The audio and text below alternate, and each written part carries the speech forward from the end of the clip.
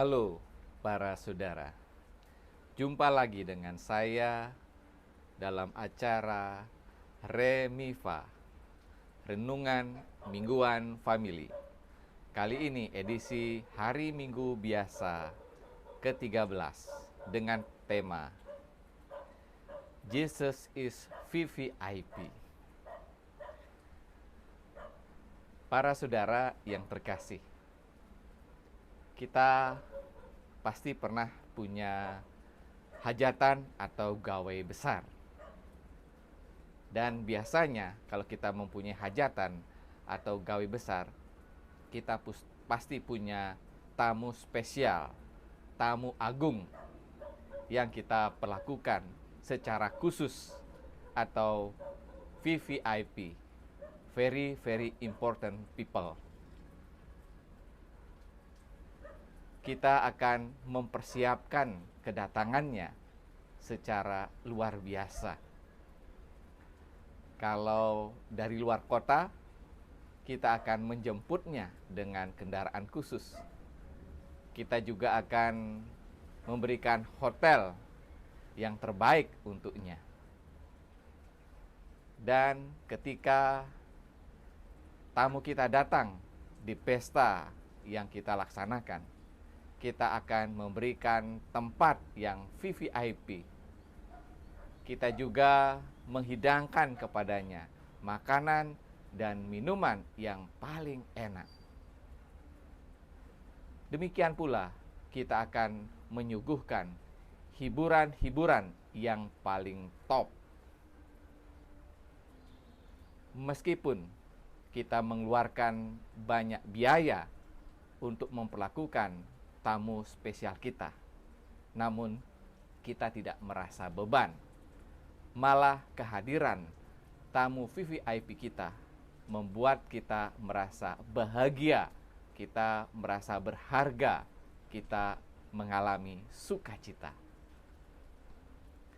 Para saudara yang terkasih, dalam firman Tuhan pada hari ini, Tuhan mengingatkan kita untuk memperlakukan Tuhan sebagai prioritas, menjadikan Tuhan sebagai yang utama, menjadikan Tuhan sebagai VVIP.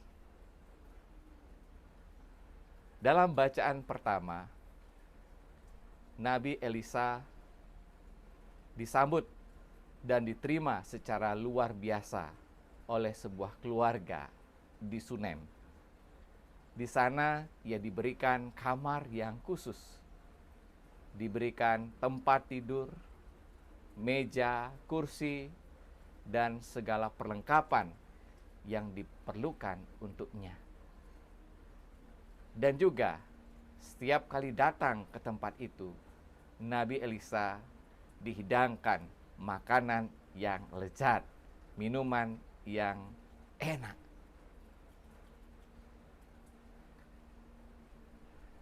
Dari bujangnya, dari hambanya, Elisa mengetahui bahwa keluarga itu sebenarnya mempunyai masalah, yakni masalah keturunan.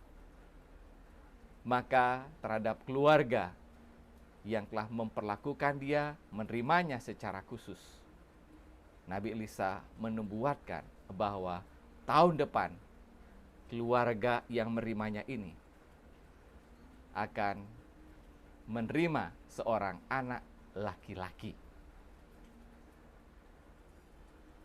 Para saudara yang terkasih dalam Kristus Tuhan, dalam bacaan Injil, Yesus juga mengingatkan para pengikutnya untuk memberi prioritas, untuk mengutamakan Yesus dan tugas perutusannya. Jika dia adalah seorang tua, maka tidak layak bagi dia yang mengikuti Yesus lebih mengasihi anaknya daripada Yesus. Jika dia adalah anak-anak, maka tidak layak baginya lebih mengasihi orang tua daripada mengasihi Yesus. Dan jika itu adalah nyawa, tidak layak bagi pengikut Kristus menyelamatkan nyawanya daripada mengorbankan nyawanya untuk Kristus. Yesus juga mengatakan bahwa setiap orang yang menerima utusannya dan memperlakukannya secara terhormat akan menerima upah sebagai balasan atas kebaikannya. Para saudara yang terkasih, mengikuti Yesus berarti menjadikan Yesus sebagai prioritas, menjadikan Dia sebagai yang utama atau VVIP, very very important person dalam kehidupan kita. Itu berarti tidak ada lagi kamus kompensasi dalam benak kita bahwa kita mengikuti Yesus supaya kita mendapatkan kedudukan. Kita mengikuti Yesus supaya nama kita menjadi terkenal. Kita mengikuti Yesus supaya kita menjadi orang-orang sukses dan sebagainya. Kita mengikuti Yesus karena kita merasakan kebahagiaan menjadikan Yesus sebagai prioritas, sebagai very very important person dalam kehidupan kita. Jika kesadaran ini ada dalam kehidupan kita, maka kita akan sanggup, kita akan tahan menghadapi segala pencobaan, segala tantangan yang harus kita lalui menjadi pengikut Kristus. Para saudara yang terkasih dalam Kristus, mendengarkan firman Tuhan dengan penangkapan manusiawi kita tentu akan membuat kita keder, membuat kita takut menghadapi pencobaan, tantangan menjadi pengikut Kristus. Akan tetapi, kalau kita merenungkan firman Tuhan ini dengan mata iman, maka kita akan menyadari bahwa tidak ada yang mustahil bagi orang yang percaya. Tidak mungkin Tuhan akan membiarkan pengikutnya kelaparan atau sebatang kara.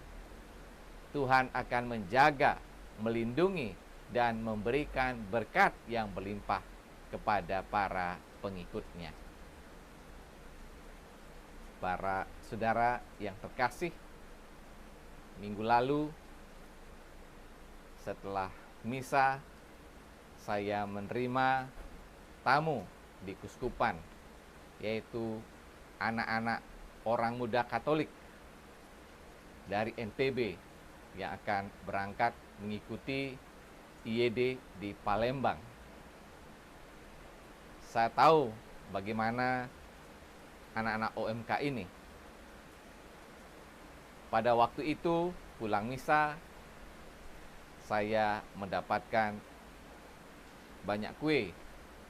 Juga saya mendapatkan stipendium.